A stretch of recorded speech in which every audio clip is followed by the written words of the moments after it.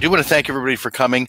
We are in a unique time in marketing golf courses and boosting ourselves for the golf season. We use the word boost a lot because we have a boost team at Gallus Golf. The boost team is responsible for handling the marketing for dozens of golf courses all over the world. Mostly North America, but in alignment with what we do with our apps that I'm sure most of you are very well aware of. We work very closely in partnership with these golf courses doing quite a bit more. So we wanted to share some of this marketing knowledge and probably describe for you a little bit of what happens in our Boost program as well. But I'm going to go ahead and kick it off by talking a little bit about marketing during a time of high demand. I think one thing that's come out of the pandemic and everything that we're dealing with right now is golf has become in high demand. There are a lot of people that have a little bit more time on their hands because they're working from home or possibly even not working right now. With golf being something that social distancing works out well with, a lot of golf courses either remained open during the entire quarantine period or were able to get back open in a phase 1 or phase 2, are doing well, at least on the golf side of their business. Maybe some of the social side of their business or the dining side of their business, there's been a little bit more of a setback due to the pandemic, but on the golf side of the business, everything that we're hearing with the vast majority of the golf courses we work with right now is, 1, they're able to maintain a very high rate, and 2, the course is busy. So we want to talk about marketing during this time.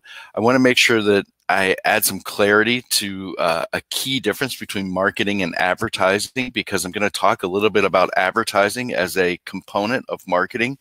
But to me, advertising is just a piece of marketing. Marketing is really prepping what your offering is going to be to take it to market. So it can encompass a lot of things other than just advertising. But I think a lot of times the ad piece of marketing is what a lot of people believe marketing to be. So we're going to talk a little bit about the ad piece of that, what creates awareness or drives awareness of what your offering is. But I want to talk about part of that preparation of getting what you're going to offer ready for market, so to speak. So first of all, I'm going to go through these slides. I've got a lot of text here in these slides.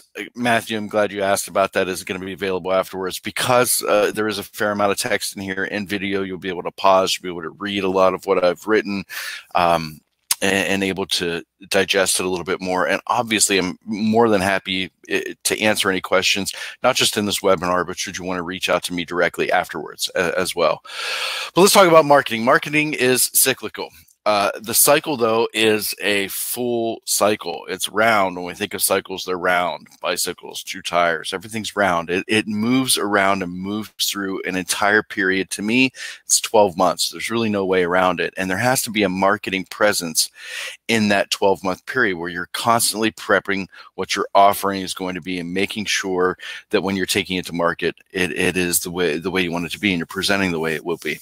Now, what we do see is a common mistake in marketing is a lot of people will shut off that marketing faucet during times of a heavier workload. And they're doing that for a variety of reasons. 1, because they're just so busy they can't seem to find the time to get to it.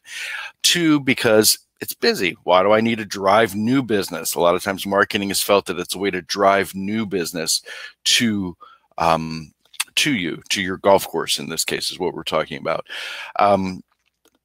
To me, marketing is not just a part of driving new business, but it's also retaining current customers you have. I feel marketing to your current customers is oftentimes considerably more important than what it is to market to get new customers. So we're going to discuss that quite a bit too. I do feel that during a busy time, and part of the importance of marketing during this time is there's a lot of opportunity right now. Being in high demand, that pie, as I move into this little third bubble over here, marketing during busy time allows you a larger base.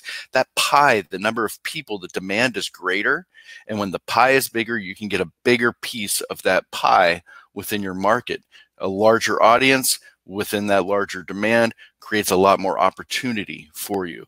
A lot of people operate under the impression of their marketing efforts have to be increased during a downturn, during when times are slower, to try to drive more traffic at that period. But what you can really do is you can set yourself up better for those slow times by being extremely busy in your marketing efforts during a busy time so you can secure those customers and create a loyal base. So I want to talk a little bit about that, building your own economy and the importance of that. To me, this definition of economy that I have here in this slide is probably the best one that I can find. It's the wealth and resources of a country, region, or entity. In this case, we're talking about an entity, your business, especially in terms of the consumption of goods and services. So the wealth and resources of your business, they are your economy, especially related to your offering being consumed. To me, though, the foundation for a strong economy is loyalty, building a very long, loyal and strong base of your customers. So what I want to do throughout this webinar is quickly go through a number of things. Each one of these bullet points that I have here could be a webinar in its own. I could spend an hour easily on each one of these discussing in extreme minutia, going very granular in the details of each one of these, but I want to highlight them right now. If you'd like to have a further discussion, we can have a further discussion away from the webinar and offline about these, but I do want to highlight these and their importance as we get into it. Building loyalty to me, though, is the cornerstone of having a successful marketing strategy. To do that, we're going to talk about these 4 pieces. We want to insert solutions that answer current trends and conditions and the excellent opportunity during this current climate that we have right now. I want to talk about using a scope and a rifle, not a shotgun. I want to use a very targeted approach, very relevant messages, highly targeted, highly segmented. I feel like that's one of the most important pieces in marketing. It's not just shotgunning everything out there. It's being very methodical in your approach. I want to talk about how you can build some loyalty by golf utilizing its competitive nature. Golf is a sport. It was meant to be competitive. We have scorecards that we use when we're on the golf course. There are tournaments, there are events. There are a lot of things that you can do to make golf competitive in every round, but competition can also drive loyalty. I want to talk about that as well. And then I also want to talk about how matching your efforts to where the money is. Where the money is, where people are coming from that can spend with your business, I want your efforts to match that. So we'll discuss that a little bit too. I do want to talk a little bit about some of the trends and conditions though, and understanding a little bit of this. And then I want to talk about conversion before we dive into those few things. So when I talk about this with trends and conditions, here are just a few examples, but understanding the colors of them and what they mean and how it shapes how you're going to market this will play a key role in those 4 items that we just talked about. So let's talk about a few of these quickly. The pandemic has created a lot of different things for us. There's some words that are out there or phrases that are out there that we never really thought would be part of the context of doing business in golf. Things like contactless, pre-check, single rider carts, social distancing, a lot of these phrases that have become very commonplace over the course of the last 2 months were not things we were ever talking about in the golf business before. Golf was a very social thing, so social distancing wouldn't have been something that we would have considered. Fleets of carts. My private club that I'm a member at down the road here from me, they only have 50 club-owned carts. So carts have been a real issue. Walking has become a new culture in this. So understanding how all of this goes together and then getting creative with it, taking that creativity to a new level that you're able to address things in a different manner than maybe what you ever have before, to capitalize on this opportunity that's out there right now. Again, the high demand, a larger audience. Let's grab a larger piece of the pie, create loyalty, and have a much stronger base moving forward, especially as you move into a downturn. Loyalty spells success during a slower time in your economy. You won't suffer as much as what others do. And I think we all are kind of a little bit leery or suspect that there is a definite possibility that there will be a downturn that will follow some of this, depending on how reopening business affects everybody else and getting people employed again goes. So let's talk about one thing that's a common thread through all of the pieces, those 4 pieces that I want to talk about before we delve into them, and that's conversion. We want to give people the opportunity to convert. And what I mean by conversion is in old marketing or old advertising speak, we would talk about a call to action. You know, there would be the phone number at the bottom of your newspaper ad, you know, where you would have text in the ad that would say, give us a call right now. That would be your call to action. Conversion would be the actual people making the phone call and picking up the phone. And now they've converted. They've responded to your call to action and they've converted. Well, now in this contactless world, creating a path to conversion, a way that people can convert to you, has become more important than ever. You want to handle things in a new method. There's a new world and there's new opportunity, and the quicker you get there as a business, and the more you follow along some of this path that I'm going to talk about here in just a second, the stronger a presence you're going to have, the stronger the loyalty with your customers are going to be. The more easy it is for them to do business with you, the more likely they're going to be to do business with you, the more likely they're going to do business with you. But regardless of channel, conversion's a part of this, whether it's email, whether it's social media, whether it's a push notification, pretty much all of those can move to a landing page. Now, when I talk about a landing page can be anything. It could be your booking engine. It could be one that you've built specifically for it. It could be an online store. It could be a contact page on your website. We want to drive people when they convert to a place that they can, as they're converting, to a place that they can actually complete that conversion. So let's talk about the path to make this a little bit more understandable. First is that one piece. Remember, I talked about marketing and advertising being different, advertising being just a component of it. Well, that ad or your message, whether it's an email or an ad in social media or a post on Instagram or a push notification you send out, they're all basically an ad. It's a message. It's something that's going to create awareness of what it is that you want to sell, what you want them to convert to at the moment. So with that, you're going to, next step, create some interest. Hopefully that message that you put out there is going to be compelling.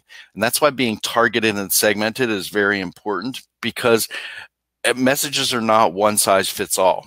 When you're selling something at your business, creating that or understanding what that, who's in that target, that's that highly specified segment that you want to reach, is super important in this to drive the highest level of interest.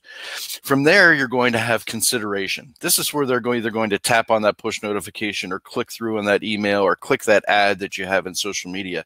They're going to begin to consider that. That's the click-through step that we all talk about, click-through rates in email. That's where they're starting to consider, do I want to participate in this? Am I going to convert? This is where, again, your content is going to be super important. So once they've clicked through and they've come to where they're landing, where you now have an opportunity to begin to sell them something or get them to convert with you, your content is super important. Your landing page is going to drive this intent. We want to take that movement from consideration to intent and increase their level of interest to the point that they're now beginning to evaluate it. And that evaluation, if we talk about your landing page or your e-commerce, maybe it's just your booking engine, book a tea time with us, and they land there. Now the evaluation is price. You know, which one of these tea times, am I okay playing at 10 o'clock in the morning at a higher rate, or would it be okay to move to 2 o'clock in the afternoon and take advantage of the twilight rate that the course offers? Evaluating it for their own schedule. Can I book at 9:30 on Thursday morning, or do I just don't have time? Maybe I need to move it to 1 o'clock in the afternoon. The evaluation process begins here if we got through these beginning steps effectively. From there becomes the purchase. There has to be the ability for them to convert. Now, that purchase doesn't always mean that there's a financial transaction. It could be that they're completing a form. That's the purchase in this case. They're completing a form to say, I'm interested in learning more about this. Please contact me, or please send me the right information. But it has to be a point where they can physically convert. This is extremely key in here, where they can actually make the purchase and get there with you. But then post-purchase might be the most key in creating that loyalty. We want to express gratitude to them. We want to create an ease of them redeeming whatever it is or us fulfilling them. We want to make sure that it is very crystal clear. We are very transparent with them. This is what's going to happen. Here's how we're going to handle it. And here's how we're going to do business with you. And then even more importantly is you want to make sure you take this person, because you've potentially now acquired a new customer, and get them added to all channels and all funnels that you're going to begin. If this was the top of a funnel, super wide, coming into the narrow part down here at the bottom with awareness, we want to take these people and part of your post-purchase process, that's not super easy for me to say, and part of your post-purchase process, and get them to the top of your funnel where you're creating awareness for them again, because you want to create that loyalty and create a repeat customer out of these people. So when we talk about that in precise aim and targeting them, we want to understand where we're going. I've got my little dartboard looking thing up here, or where I'd be shooting arrows to, whatever the target is that we're going for. And in this, if you think about playing, if any of you have ever played darts, in your target, you might not always be aiming for the bullseye. You might be aiming for the outer ring at number 14, or middle ring at number 2, or you might be aiming for the bullseye. But understanding where you're going there all revolves around relevance.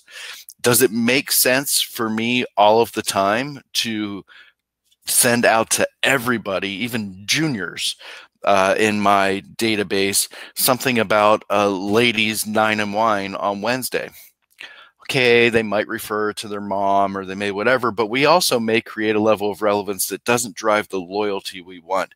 They're not always getting messages that relate specifically to them.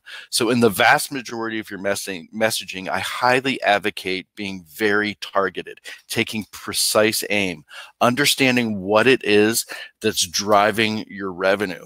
Your resources are limited. Everybody has a limit on their resources. Some limits are greater than others, but everybody has a limit on their resources. So when you're going out here, you want to make sure you're targeted enough that you are taking the best swing you can to put the best shot on the ball you can at any given time. And that will understand what is going to drive revenue, or what your goal may be by getting that out there. When we talk about channel and content selection in this, and again, keep in mind, I am more than happy to have very detailed discussions with any of you one-on-one. After this webinar, we can set up a time to discuss this in more detail. So I'm going to get through some of this a little bit more quickly than what it deserves. Some of these things, like I said, could have a webinar of their own entirely. But things like this, when you reach out to, if you're targeting at a specific time 45 to 65-year-olds, which to me, they're the golf demographic. They really are the core of your business. I know we're talking about growing the game. I know we're talking about bringing in a lot of younger people into the game, but really where the vast majority of the money still resides in these 45 to 65-year-olds, and driving revenue is key to business. So are we going to do well targeting them with an Instagram ad? No, that probably should not be the channel we select in this piece of targeting. Only about 23% of people that are 50 to 64 years old even have an Instagram account, and I'm not sure how much attention they're paying to that. Whereas if you want to target millennials, if the arrow is intended for a millennial target, Instagram might be a great place to be. 70% of millennials are engaged. Email still works wonders. Email is not dead. Email still is surviving and doing well. But then we want to talk a little bit about how many arrows do we want to shoot. With email, I feel like it's all about the drip campaign. With social media, it's all about frequency. Let me explain these. Let me go into a little bit more detail here and what I mean. When I talk about a drip campaign, when you send an email out, you choose your segment or your target. It might be your whole audience. It might be a very highly defined piece of that. But when we send that email out, 1, not everybody's going to open it. 2, not everybody's going to click through to it. 3, there will be some people who do both of those things, open and click through and get to your landing page, and some even convert. Each one of these deserve some level of different treatment afterwards. If they've not opened the email, give them another chance to. If you're not using an email sending service that allows you to see how many people have not opened it and send that email again, or send some kind of a follow-up email again, in case you missed it, email to people who didn't open, super important to run that piece of a campaign and continue to follow up, send the same message over and over and over again to unopens. They can't unsubscribe from your list without opening the email. So you're not really in jeopardy of driving a lot of unsubscriptions until you get them to be an open. And honestly, if you're pushing and pushing and pushing on them and they are not responding to it, you have two factors here involved. One is either your message is not good and you're not targeting them the right way. It's not relevant to them. So we need to brush up on that for you. Or two, they're really just not interested, and they might not be somebody that you should be spending a lot of your time on targeting and driving to your business anyway. Am I advocating pushing to unsubscriptions? No, that's not what I'm advocating, but I'm advocating a follow-up, a follow-through, shooting more than once to score in these cases. When they have click-through, we do want to make sure that we're following up with them a different way.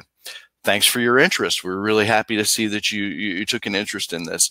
This click-through can be a separate follow-up contact to those that convert. Those that convert follow in that post-purchase process.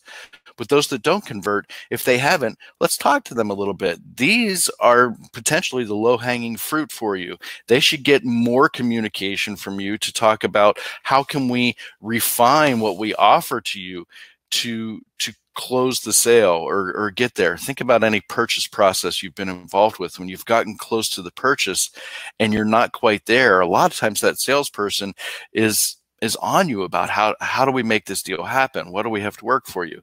Again, I'm not advocating negotiating with these people or creating something like that, but I am advocating getting another opportunity in front of them, getting a chance for them to convert again. You don't know what happened in their path along that way to conversion that may have interrupted it. It could have been they got a phone call and forgot to come back to the email. There could be any number of things that interrupted that path to conversion.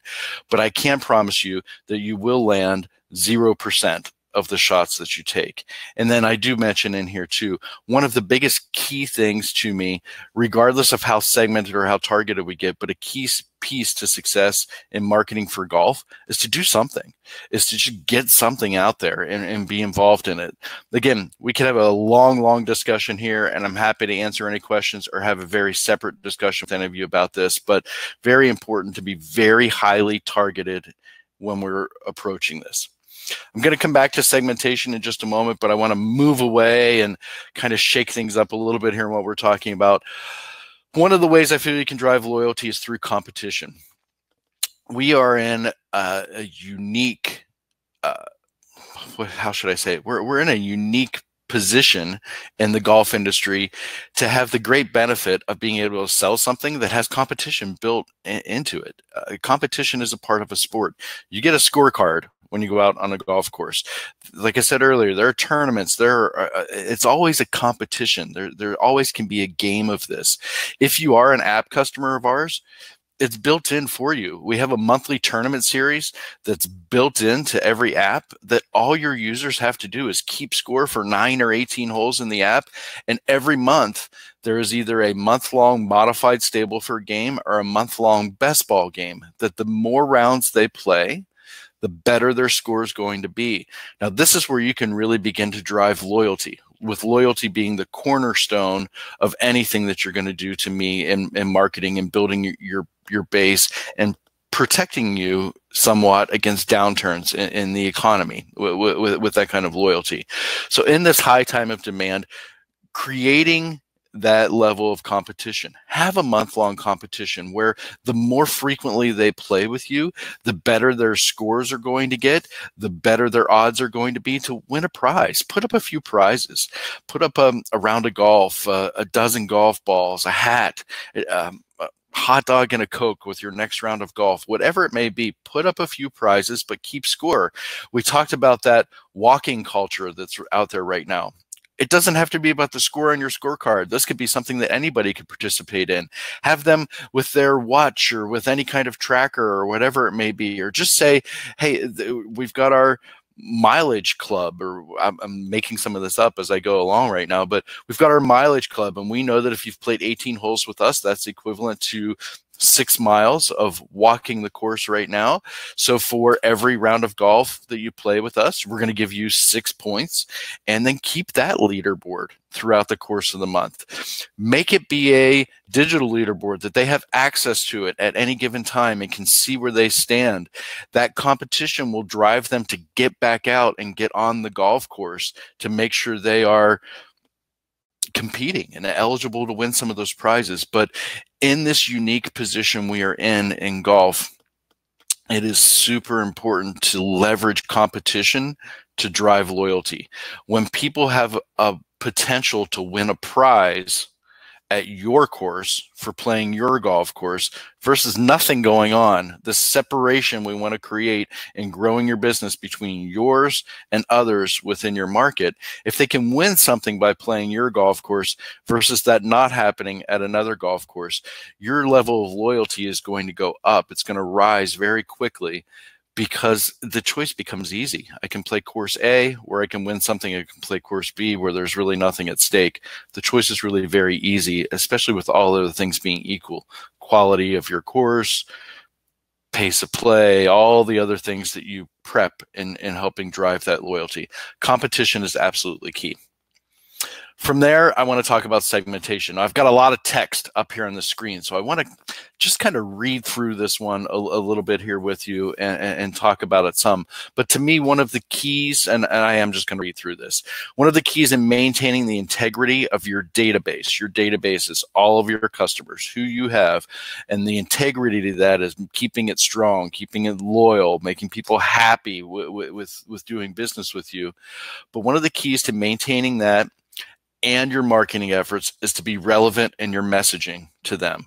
Being relevant in your messaging to them, that ad that you serve to them, is choosing the right demographics, choosing the right channel that you're marketing to them, choosing levels of interest that are important to you.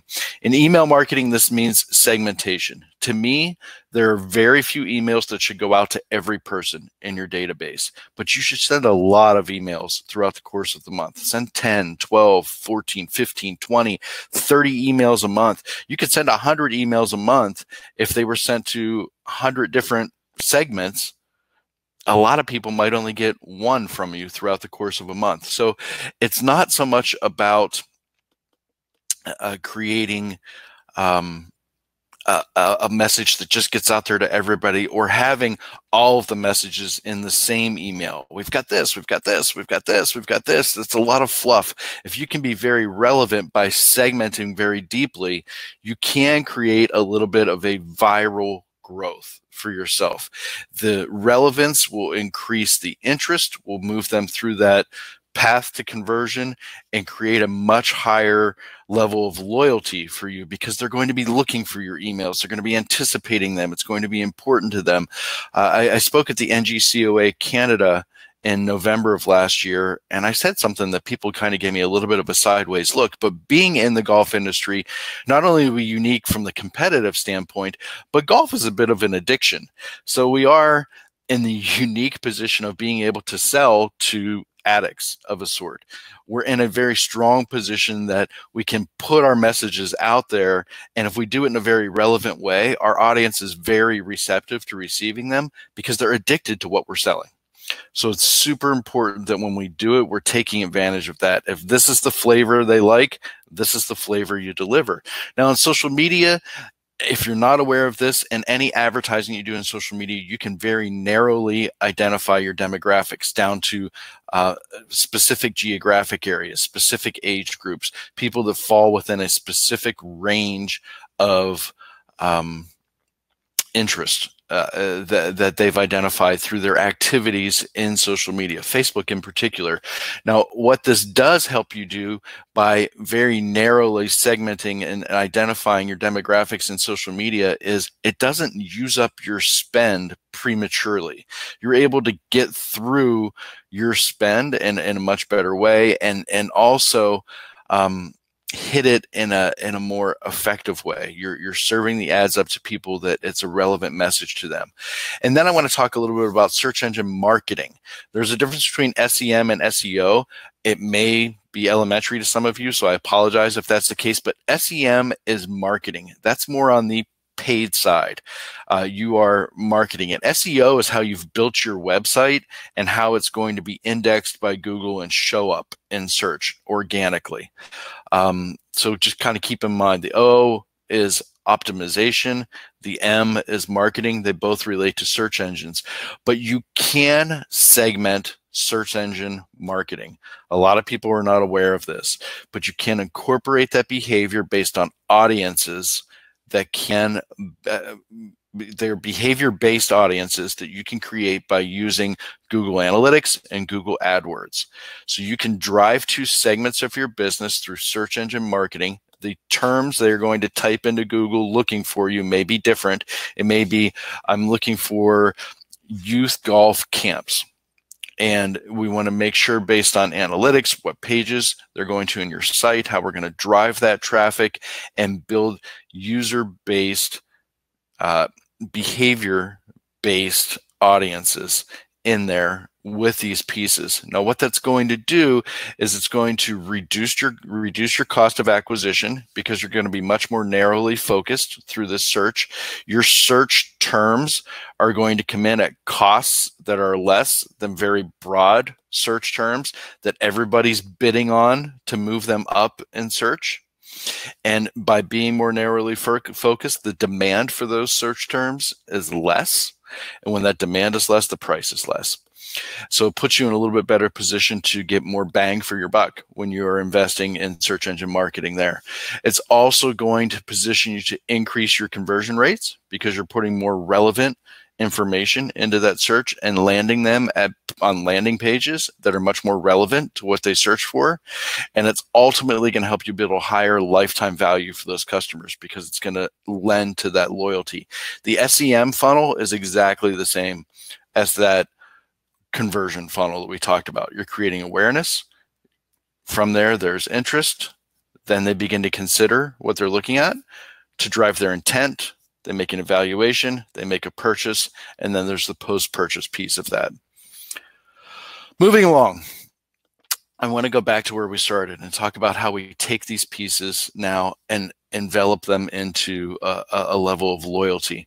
First, why? Why is loyalty so important? Well, it's cheaper to maintain a current customer than it is to get a new one. Within that current customer, you've got a relationship with them. They trust you.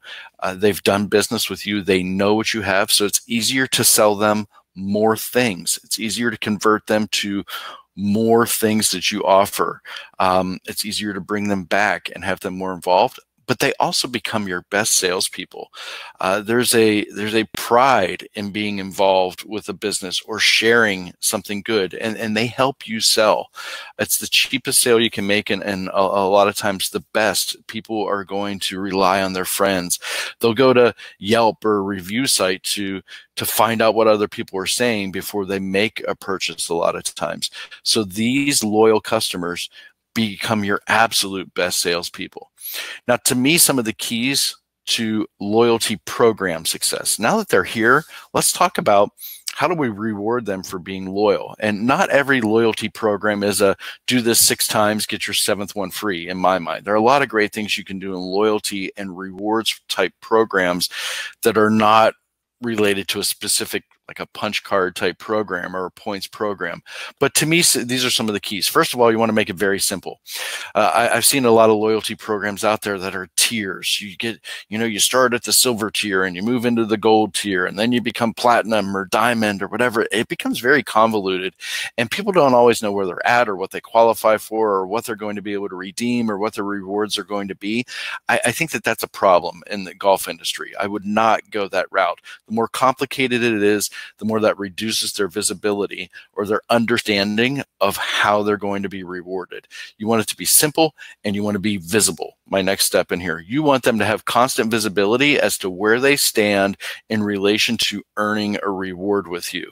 Again, it almost goes back to that same statement I made with competition. When they have a choice, if they're 1 or 2 steps away from being rewarded, at your golf course versus there's nothing going on at another golf course. You're able to create that separation in your market to drive loyalty just by showing them, here's how close you are to this.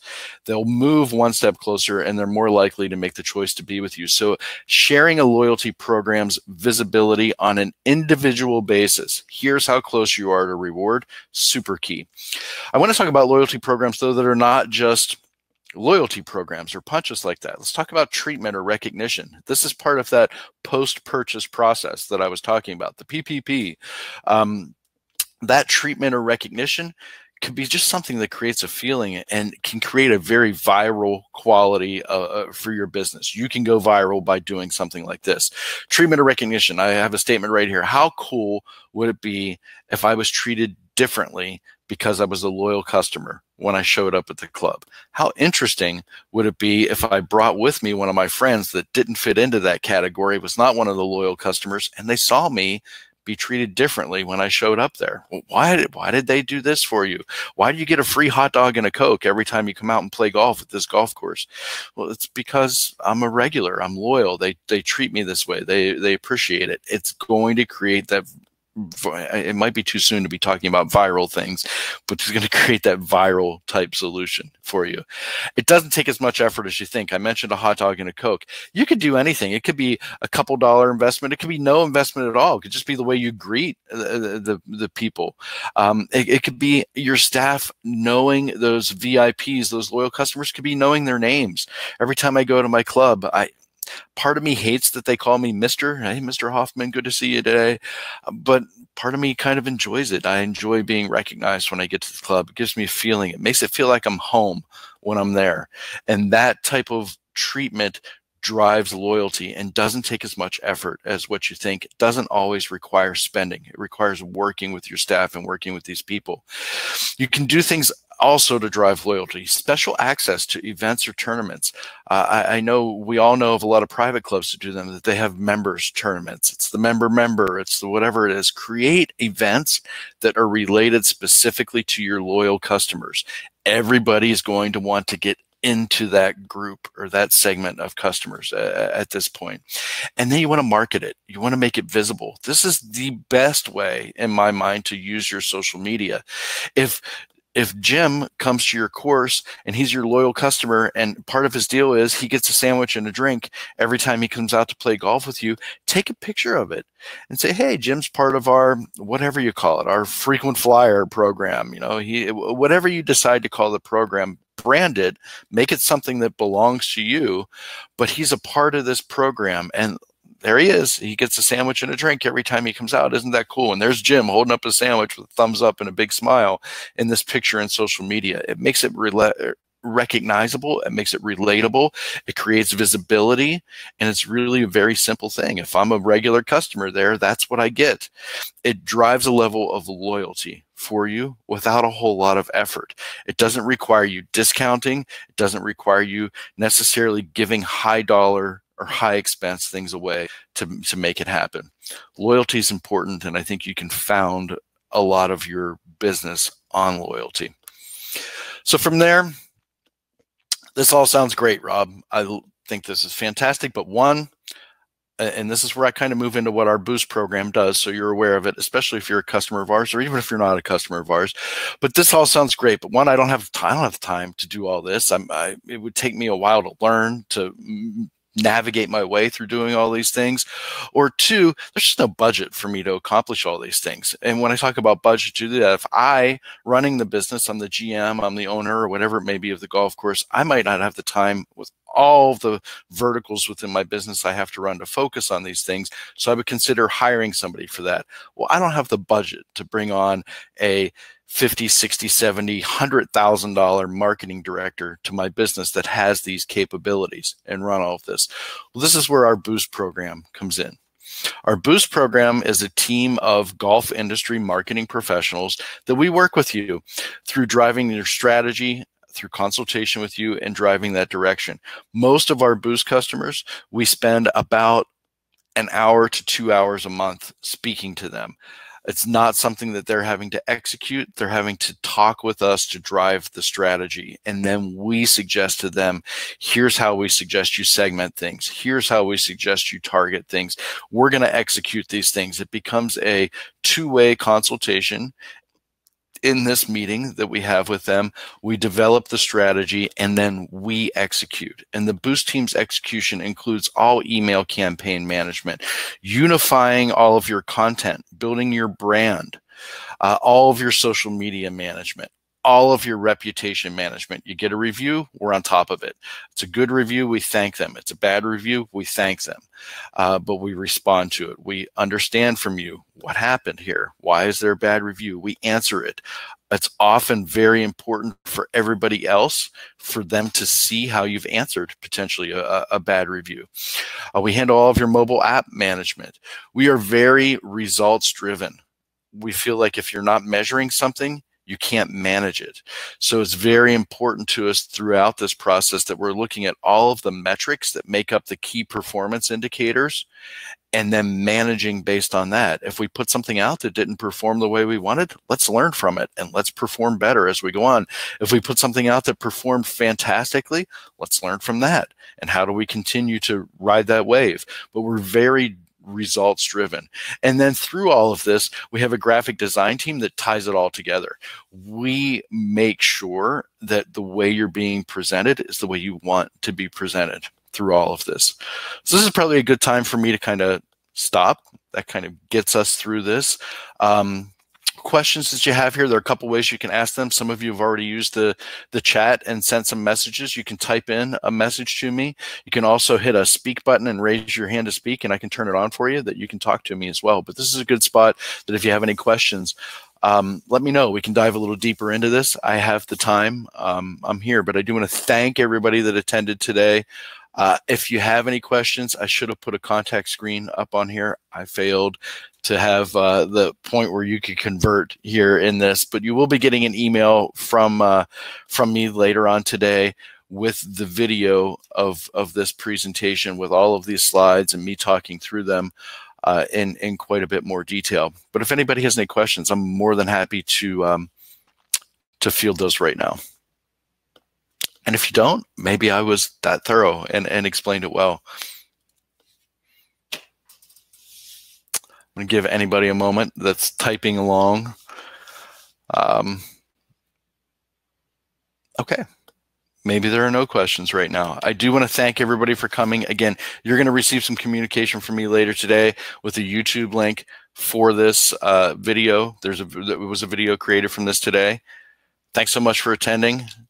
This is something that we are in every day. We are eyeballs deep in everything that we talked about today. So any questions that you may have, reach out, and I'm more than happy to dive in very deep on any pieces of what we talked about today for you. Eric asked a question. Great. Eric asked, what's the single best way to utilize Gallus push notifications?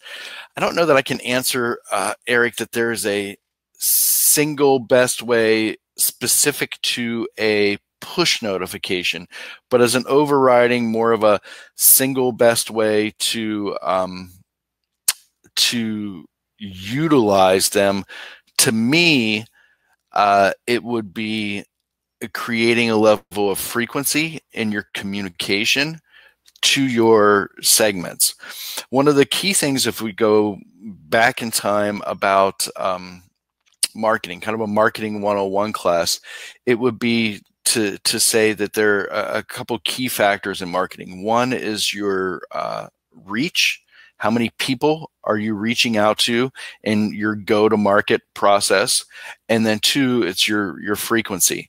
Both of those things together are going to create a top-of-mind awareness. So when it comes time for somebody to make that purchase or convert with you, you come to mind right away. So to me, the single best way to utilize notifications through your app is to create a frequency for them based on your reach. So a factor that goes into it is make sure through all of your communications, you're consistently driving more downloads. Put a banner on your website, put a banner in the bottom of the email, put it in your tea time confirmation emails, but continuously be finding ways to drive more downloads, increase that reach. But then the frequency is how many messages are you getting out? I recommend at least probably about 1.5 to 2 push notifications per week. Just getting that message. It could be about course conditions. There's a course in St. Petersburg area in Florida that they have a banner, and that you can look at it. It's the Vinoy Club. V as in Victory, N as in Nancy, OY. The Vinoy Club. They call it Super Stats, Superintendent Statistics. Their superintendent gets into the app every morning and puts in the stats of the course. It could be maintenance alerts. They put in the pace of the greens. You know, if hole number 7 is cart path only today, there's that message in there, but that's always there. So it could just be communication, but communication can be top of mind. So it could be, you know, here's what's going on with the course today. But then there are also selling opportunities. To me, the single best way to utilize them is not so much about make sure you're always sending messages to book twilight tea times. It's not that. It's about frequency. How frequently are you sending the messages to drive that top of mind awareness? The app is just one of the many channels that you're going to communicate out through. You also have email, you've got social media, you've got flyers that you put around the clubhouse. Every one of them is a touch point to create that frequency to keep you top of mind. So frequency is the single best way to utilize notifications. Get a few of them out there per week. Pat, you're welcome. Thanks for attending. We are doing our best to stay safe right now. I hope all of you are too. And Trevor, thanks for attending. Everybody, thanks for coming in. Matthew, you got a question. Can you schedule push notifications to go out at a specific time? Yes, you can. Within push notifications, you can, let me actually see in sharing my screen here if I can get that up here and show you. Since we're here in this webinar, in your push notification, when you go to send it, I'm going to get to a dashboard for a golf club here. When you go to send the push notification, you'll put in your, oh, I picked an app that's still being built. Let me pick an app that's live to show you this. In a live app, when you go to send the push, sorry, it'll take a moment for this to come up. In a push notification, you'll fill in your content, you'll choose your audience, you'll do all that, but then at the bottom, there's this toggle button. Immediate is to send now. When I click send now on this with immediate selected, it's going to go out in the next 15 seconds to everybody that you're sending to. If you switch this to scheduled, you're going to choose the date and time you want to send it to, and the default in your dashboard is going to be your time zone that you're set up. And then when you click schedule, it's going to go sit in a queue. And when this time shows up, you can see the scheduled ones out. This is the Hermitage in Nashville area in Tennessee. You can see the push notifications that they have scheduled right now. So yes, you can schedule them, and it's really easy. It's just a toggle between immediate and scheduled. Eric ask, can you tell us about courses that have had success with geofence notifications? Yes, there's been a lot of success with geofence notifications. It really depends on your audience as to what you're sending out and understanding who they are. There's a course in the Atlanta area, Stone Mountain Golf Club. They've got 2 18-hole courses. They're actually a Boost customer of ours as well, so we handle a lot of this management for them.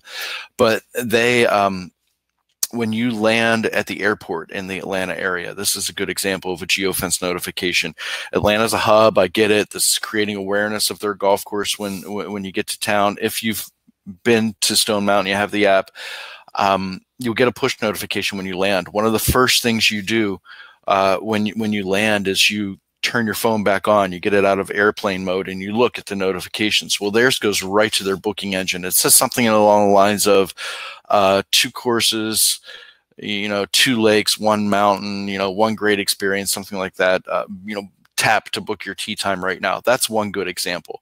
Another is there's a course in the Scottsdale, Arizona area, Camelback Golf Club, that they run a very robust food and beverage operation, and they're surrounded by a lot of neighborhoods that those people have had some contact with them somewhere along the line, but they've also reached out to drive downloads to that neighborhood to a non-golf audience to drive that food and beverage operation. So it could be I think at one point they actually ran like a door hangers or flyers thing that they actually delivered to the surrounding neighborhoods.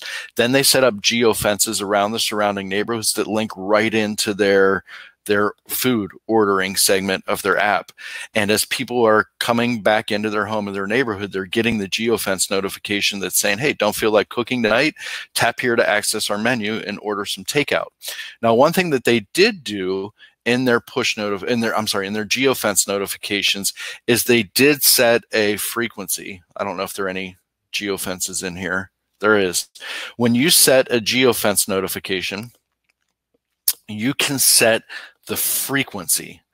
Now, the reason that Camelback did this and to help drive success for them is within that frequency, when they didn't want, people are coming home every day. They were leaving and coming home every day. They didn't want to bombard people with that same message 30 days out of 30 throughout the course of a month, because they were concerned that that would have them shut off notifications in their app. So I believe they set their frequency for that at once every 10 days. So my counter would start today. If I got the message today, I wouldn't get that message again for another 10 days. If you got the message tomorrow, yours would start at that time and you wouldn't get it for another 10 days. But basically about 3 times a month, their geofence was going out to help drive awareness of their F&B takeout. Some success has also been informational. It's been a geofence on a course to alert to real estate that's next to it, or to alert to upcoming maintenance issues that are on the golf course that are being dealt with. So success, again, is very one, relevant to the audience you're delivering it to, that targeted messaging thing that we were talking about earlier, and 2, making sure that there is a way to, in that funnel, that driving through that process, a way to create the right interest to get to conversion, and then giving them an opportunity to convert. There's always the importance of having an action that helps you drive success by giving them an opportunity to convert. Again, the old school way we talked about this was, is there a call to action in your ad? Well, that action here is that ability for them to create some level of commerce with you. And that's super important in success with geofence. I don't see any other questions coming in. If you have any, I'm gonna have the email out to you. It'll be easy to respond to me, but it's also easy to reach me. My email address is simple. It's just Rob, R-O-B, at gallusgolf.com, G-A-L-L-U-S golf.com. It's right up here. Reach out to me anytime. I'm happy to answer your questions, get on the phone, have a discussion with you, anything like this. But again, thank you everybody for coming. I really appreciate you attending.